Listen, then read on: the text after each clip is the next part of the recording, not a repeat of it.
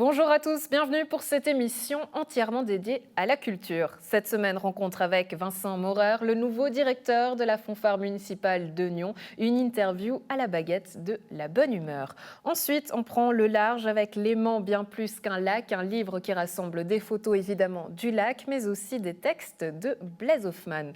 Enfin, on prend des nouvelles de Maria de la Paz, la chanteuse à la voix envoûtante qui nous transporte. Et j'avoue, en cette période, ça fait du bien.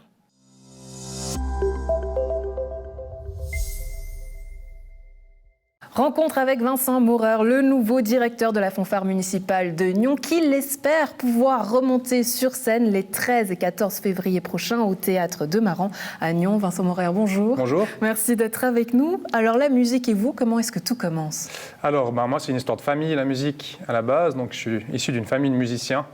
Donc mon père, mes oncles, mes cousins, enfin bref, on est tous musiciens de fanfare en fait dans les fanfares de la région. Et puis, le tout voilà. premier instrument qu'on vous met dans les mains, c'est lequel ? Moi c'était un cornet. Un cornet. Piston, ouais, voilà. Et de là tout est parti. Pourtant, on ne vous prédestinez pas à faire un métier en lien avec la musique. Non, à la base c'était vraiment une passion et puis un hobby quoi pendant longtemps. Et puis donc j'ai fait une autre formation en sortant de l'école. J'ai fait employé de commerce, après j'ai travaillé dans un bureau. Et puis à un moment donné, je me suis rendu compte que voilà, c'était pas forcément ce qui me plaisait. Et puis que j'avais envie d'approfondir un peu la musique. Et puis notamment, le gros truc, c'était de faire de l'enseignement en fait. J'aimais beaucoup ce contact avec des jeunes, et puis l'idée de formation, et puis d'apprendre, et puis de transmettre ce que j'aime à des jeunes musiciens. Ouais. C'était vraiment le déclencheur, je pense. Challenge réussi, puisqu'aujourd'hui vous en vivez de la musique, plusieurs élèves qui sont justement sous votre baguette, j'ai envie de dire, et on peut dire que vous êtes un sacré compétiteur. Oui, la musique, dans ce monde musical, on a beaucoup de compétitions en fait, de concours, de solistes. Alors je sais qu'on peut vous trouver également sur les terrains de foot ou FC Chêne-Aubonne, c'est juste toujours. Alors ça vient de là, l'esprit de compétition. C'était ma deuxième passion en fait. Alors, plus petit. Non, plus pas. J'ai dû arrêter parce que j'avais plus le temps en fait de faire les deux choses. Mais c'était ma grande passion. Enfin, c'est toujours ma grande passion, le foot. Ouais, mais peut-être que l'esprit de compétition vient de là. Vient là, peut-être, certainement, certainement. Ouais. Alors justement, vous avez participé à plusieurs concours, 3 fois le titre de champion vaudois de soliste à l'alto, c'est juste. Exact. Ouais. Est-ce que c'est quelque chose que vous aimez transmettre à vos musiciens ? Est-ce que c'est important d'aller se challenger ? Alors, ça dépend de tout. En fait, si je parle par exemple des élèves, il y en a qui ont cet esprit-là, puis qui arrivent à se transcender, puis que ça les motive en fait d'avoir ce genre d'échéance. Et il y en a qui n'aiment pas trop. Il y en a qui sont plus un peu en retrait, qui préfèrent jouer dans un ensemble, qui préfèrent pas forcément se mettre eux-mêmes en compétition. Donc c'est adapté vraiment à chacun en fait. Ça dépend des caractères, je pense. Ouais, un bon directeur de fanfare, c'est quoi selon vous ? Alors c'est quelqu'un qui justement arrive à jongler avec les différentes provenances de ses musiciens, qualités. Dans une fanfare, par exemple, on a beaucoup d'âges différents. On peut avoir des jeunes musiciens de 12 ans, 13 ans et des retraités de 65, 70 ans. Et c'est réussir à faire quelque chose, une alchimie de tout ça, et puis de faire jouer ces gens ensemble et créer quelque chose, et puis d'avoir la confiance des plus jeunes, comme des moins jeunes au final. Et tout ça, ça passe par une baguette. Comment est-ce qu'on fait ? Elle est là, montrez-nous. Ouais, voilà, c'est une simple baguette, et puis ça nous permet de donner le tempo surtout, et de donner vraiment les impulsions, et donner un petit peu ce qui permet de faire vivre la musique, quoi. Mais est-ce que cette gestuelle-là, par exemple, si on monte, est-ce que ça veut dire quelque chose si on baisse ? Enfin, comment ça fonctionne ? Alors, par exemple, si au départ d'un morceau, l'important dans des ensembles avant, comme la fanfare de Nyon, par exemple, c'est la respiration. Donc, on va vraiment donner un geste pour que les gens respirent, et que les gens respirent ensemble, que les gens respirent dans le tempo de la pièce. Alors ça, c'est vraiment le premier geste qui est très, très important. Et puis après, c'est la battue des différentes mesures. Et puis voilà, quoi. Si je vous dis Vivaldi, comme ça, de tête, ça fait comment ? Ça pourrait faire, ça dépend de toute la musique, mais quelque chose d'un peu entraînant comme ça, les 4 saisons par exemple. Mais il peut y avoir différentes atmosphères, mais qu'on doit aussi laisser passer par le geste. Et tout ça, ça se prépare justement en répétition ou est-ce qu'il y a un langage ? Les répétitions sont très importantes pour ça. Et puis voilà, ça passe aussi par la parole dans les répétitions, ce qu'on aimerait, ce qu'on veut transmettre, qu'est-ce qu'on veut avoir comme atmosphère, qu'est-ce qu'on veut avoir comme musique, et puis voilà. Puis le travail après, tout le travail rythmique, tout le travail d'intonation qui est très important aussi, que les instruments soient bien accordés, que les notes jouent bien les unes avec les autres. Enfin bref, c'est tout un job en fait. Ouais, tout un métier, vous en savez quelque chose. Justement, on parle beaucoup de santé dernièrement. Comment elle se porte, cette fanfare de Nyon ? Elle se porte bien. C'est clair que c'est une période compliquée pour la fanfare de Nyon, comme pour tous les ensembles en fait. Et pour toutes les associations, et si je prends l'exemple des fanfares, c'est qu'on ne peut plus faire de répétition actuellement avec l'ensemble en entier. Du coup, comment est-ce que vous faites? Alors maintenant, on fait des petits groupes. Alors on a fait plusieurs projets. En fait, la fin d'année passée, on a fait une vidéo où chaque musicien devait enregistrer un morceau depuis chez lui. Puis il m'a envoyé une vidéo et après moi j'ai fait un montage de chaque et puis ça faisait une vidéo globale d'un morceau de Noël. On a fait ça par exemple pour envoyer à nos supporters puis et mettre sur nos réseaux sociaux. Et puis là, depuis le début du mois de janvier, donc on peut faire que des répétitions avec 5 personnes. Ce qui est un peu embêtant, vu que des concerts les 13 et 14 alors ça c'est clair, février... ça ne sera pas possible ma foi cette année. Par contre, du coup, on a monté plusieurs quatuors. Et puis moi je dirige, donc ça fait 5 au final. Et puis avec les musiciens qui étaient motivés, c'était pas imposé parce que dans la situation actuelle, c'était important de laisser le choix aux gens par rapport à leur sensibilité, par rapport à leur état de santé aussi, enfin bref, donc voilà. Mais il y a quand même la majorité des musiciens qui ont répondu présent à ça. Et puis du coup, on va faire des quatuors et le 13 février, on va enregistrer en fait ces petits groupes et ça sera diffusé après. Et voilà, donc ça a donné un objectif. Donc c'était très important pour moi et aussi pour le comité de la société de garder le lien entre les gens, de garder un lien musical et puis avoir quand même quelques objectifs qui nous permettent d'avancer et puis pas se dire on ne fait plus rien et puis on verra quand on peut recommencer. Ouais. Parce que le risque c'était justement que les musiciens ne jouent plus leur instrument, donc après se démotivent, etc. Puis qu'au final, il y en a qui se disent moi j'ai plus envie de venir jouer parce que ça fait longtemps que j'ai plus joué, je suis plus capable, parce que j'ai plus répéter. Enfin bref, c'était important de garder ce lien. Ouais, la rencontre avec le public est importante. Aussi, ouais. Et justement parce que vous parlez d'objectifs, une dernière question, votre objectif personnel pour cette année, c'est lequel avec cette fanfare? Alors c'est de faire le mieux possible dans la situation qui est actuelle, donc de pouvoir déjà de faire des bons petits concerts en quatuor, des bons enregistrements, qui est la qualité, qui est le plaisir des gens.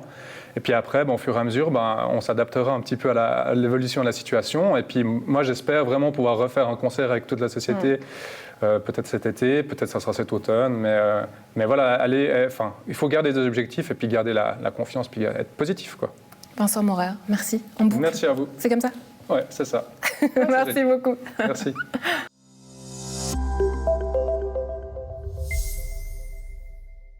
On profite de prendre le large avec Léman bien plus qu'un lac, un projet photographique de 2 photographes, bien sûr, Vincent Guignet et Claude Ducé, dans un livre paru aux éditions Glénat et autour des textes de Blaise Hoffmann. Bonjour messieurs, bonjour. Merci d'être avec nous, l'écrivain et le photographe. On commence cette discussion avec vous, Vincent, puisque finalement ce livre part d'une rencontre avec Claude. Comment est-ce que tout a commencé? Expliquez-nous. Alors ça a tout commencé à Nyon, justement, au Palais au Festival, où on faisait des photos ensemble. Enfin, ensemble. Lui, il était photographe officiel. Moi, je travaillais pour l'Hebdo, je crois, à l'époque. Et puis, on s'est rencontrés, on s'est super bien entendus. Et puis, de fil en aiguille, on a décidé de faire un projet ensemble.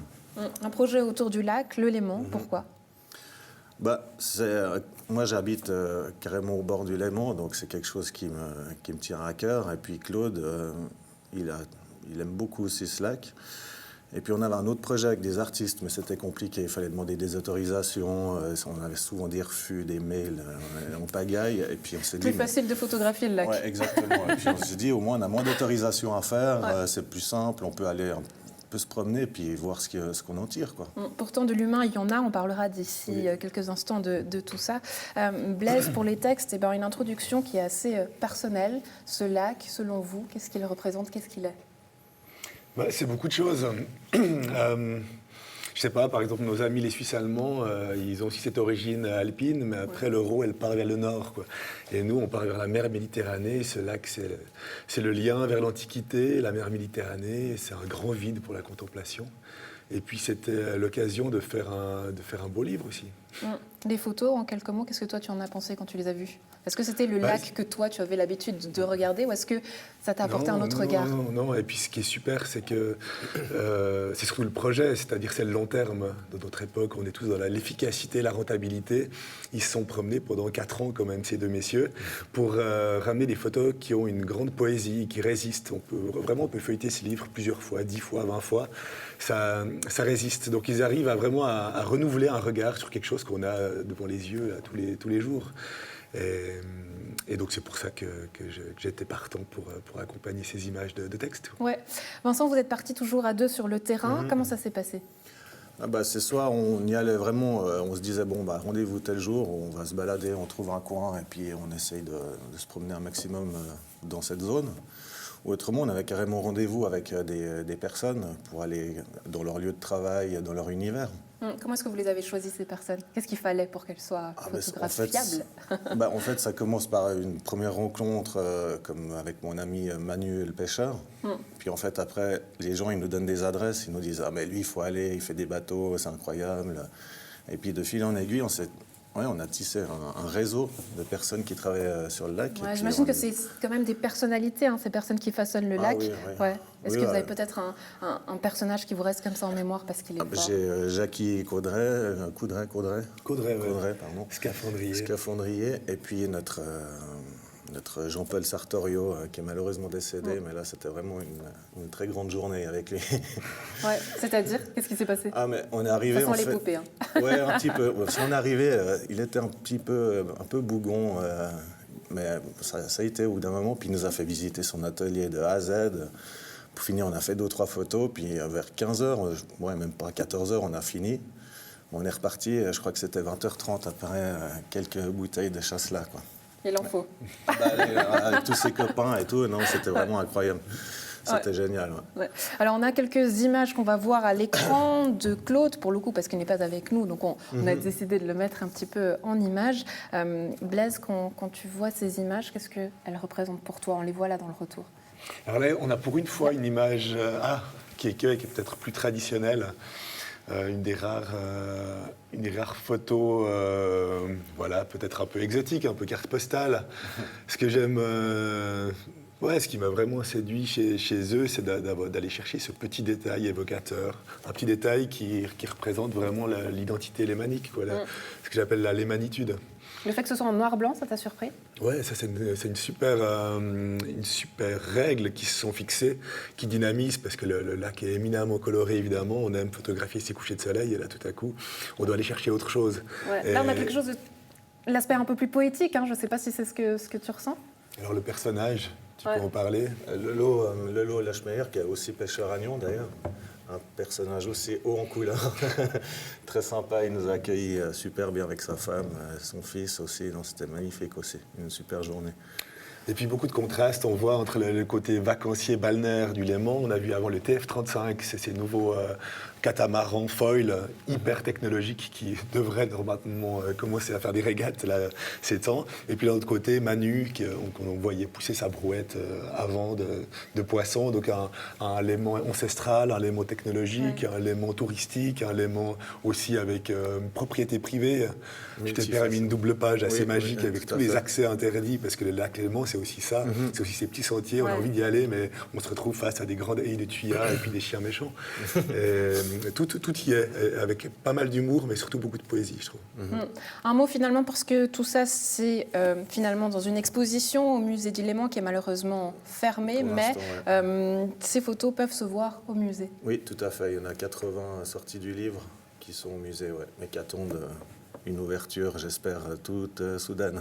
Ouais, toute soudaine. Et puis à l'avenir, est-ce que ça vous a donné envie de créer d'autres projets, je ne sais pas, ici dans la région encore? Oui, on a des projets qui sont sous le coude, là, sûrement en noir et blanc aussi, sûrement avec des gens. On va voir, quoi. Blaise, de ton côté, du côté de l'écriture, quels sont tes projets pour la suite? Il y a toutes sortes, il y a des commandes, il y a des projets personnels, il y a du voyage, il y a de nouveau des choses plus patrimoniales. Donc, toutes ces choses qui nous semblent interdites pour l'instant. C'est une petite parenthèse. On reste positif. Merci beaucoup, messieurs, d'avoir été avec nous pour ce livre Léman, bien plus qu'un lac.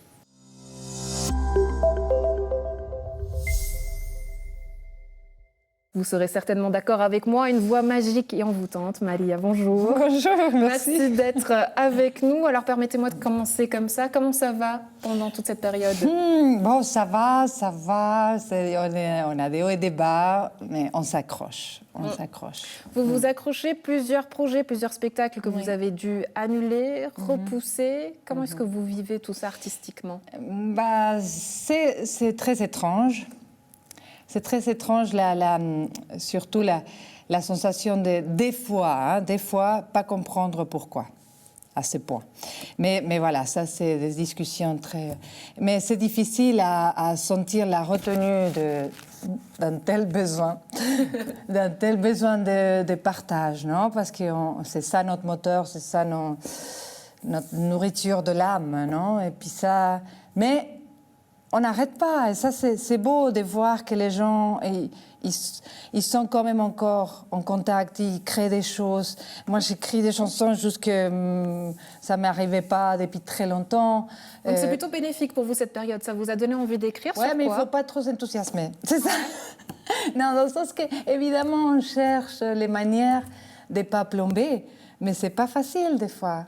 Et moi, j'ai beaucoup de chance parce que j'ai une famille, parce qu'on habite dans une maison de la famille, et on est privilégiés. Et puis, j'ai un chemin fait que, heureusement, ça fait que les projets se suivent, heureusement. Alors, on va en parler d'ici quelques instants, mais ça m'intéresse de savoir de quoi est-ce que vous avez envie de parler dans vos chansons. Alors là, l'occurrence, c'est une chanson pour mon père, parce qu'il va avoir 90 ans, vendredi. Et du coup, je suis en train de finir une belle idée qui me touche énormément. Mon père, il est en Argentine, hein, et c'est cette relation à distance, des fois très proche, des fois loin, mais toujours ensemble. Non? Je parle de ça, et je parle de son engagement dans la vie, et tout ce qu'il a créé dans sa vie, cet enfant unique. Je parle de beaucoup de choses comme ça, et c'est quelque chose qui me réchauffe, et que je sais qu'il a besoin de se réchauffer aussi, parce que pour lui, en Argentine, pour eux, mes parents, c'était pas évident du tout non plus. On vit vraiment des moments très étranges. Mais voilà, je sens cette gratitude d'avoir la marge de l'espoir, et puis de m'y prendre différemment, mais m'y prendre quand même. Pour pouvoir rester sur scène et justement en musique avec plusieurs projets, un projet d'album comme Dos Extraños avec Roger et Lou. Alors vous nous direz un mot d'ici quelques instants, mais je vous propose qu'on écoute un petit extrait. La soledad y el miedo enorme de morir lejos de ti. Qué ganas tuve de llorar sintiendo junto a ti la burla de la realidad y el corazón me suplicó que te buscara y que te diera mi querer. Me lo pedía el corazón y entonces te busqué, creyéndote mi salvación. Sur le cœur, une chanson toujours très viscérale, on ressent vos émotions, c'est un peu votre patte à vous. Mais est-ce que ça a changé votre manière de travailler finalement? Oui. Bien sûr, parce qu'on a... Bon, là, en l'occurrence, je suis avec un rythme, parce que je suis dans une autre création avec des autres personnes. Mais quand on n'a pas ces rythmes, ça, pour moi, c'est très compliqué. Surtout qu'à la maison, on a les enfants, on a 3 enfants. Et pour moi, en tout cas, pour mon mari, c'est plus simple de se faire des espaces. Mais pour moi, un peu moins. Du coup, je me fais un peu avoir par ce qu'il faut faire, sortir les enfants, sortir le chien, et être avec eux. Parce qu'en même temps, c'est vrai que aussi, ça, je peux aussi, après, avec le recul, je me dis que c'était aussi intéressant d'avoir des autres à notre rythme. Un quotidien un peu différent que vous arrivez pourtant à rythmer avec tous ces projets différents que vous avez. Oui. Alors, on vous avait reçu sur le plateau, Maria Canta Lassa, un projet que vous avez pu quand même porter sur scène quelques jours, et puis ça a été annulé. Par contre, Les Clochards Célestes au Casino Théâtre de Rolles, là, qu'est-ce qu'il en est? Est-ce que vous pourrez le jouer, ce spectacle? Alors, heureusement, oui, on a pu reporter. En tout cas, tous mes projets, pour l'instant, ils sont reportés, ils ne sont pas annulés. Chose que je remercie la vie. Et ça serait, Les Clochards Célestes, c'est dans la période avril-juin. En fait, il y a justement Rolles, le théâtre de Rolles, Jorat, Yverdon, les Bénoversant. Un petit peu dans toute la Suisse. Et pourtant, vous avez choisi de ne pas le diffuser en streaming. En tout cas, la question n'a pas été posée jusqu'à l'instant. C'est un projet qui vous tente pas trop? Non. Sincèrement, j'ai vécu ça une fois et j'étais... Non, je me suis sentie un peu vide, en fait, après. Et pas très sincère, dans le sens que je me reconnais que je peux faire plein d'efforts Si c'est pour une vidéo que je sais que ça va être un clip ou un concept comme ça, je le fais. D'ailleurs, pour les Chandoles qui m'ont invité à faire une chanson. Et là, voilà, on a fait même plusieurs fois la chanson. Ça, c'est une autre démarche. Et je sais que ça va être comme ça. Mais de croire que pendant que je fais un concert où il se passe plein de choses émotionnellement, mais il se passe plein de choses parce que les gens sont là. C'est pas comme une répète. Et puis, d'inventer cette sensation, moi, en tout cas, c'est très personnel, mais moi, j'arrive pas. Et en parlant autour de moi, c'est vrai que des fois, les gens, ils me disent, on a besoin de au moins ça, mais en même temps, ils se disent, ça peut pas remplacer. Ouais. Ça peut pas remplacer le live. Et les gens ont besoin du live, et des émotions, de l'échange d'adrénaline, de la transpiration, d'une atmosphère active. Que le théâtre puisse vivre et retourner Absolument. sur scène, effectivement. Oh mon Dieu. Malia de la Passe, on ressent toutes ces émotions avec vous et on se réjouit de vous retrouver tout prochainement. Merci beaucoup d'avoir été avec nous. Merci. Merci à vous aussi de m'avoir invité. Merci.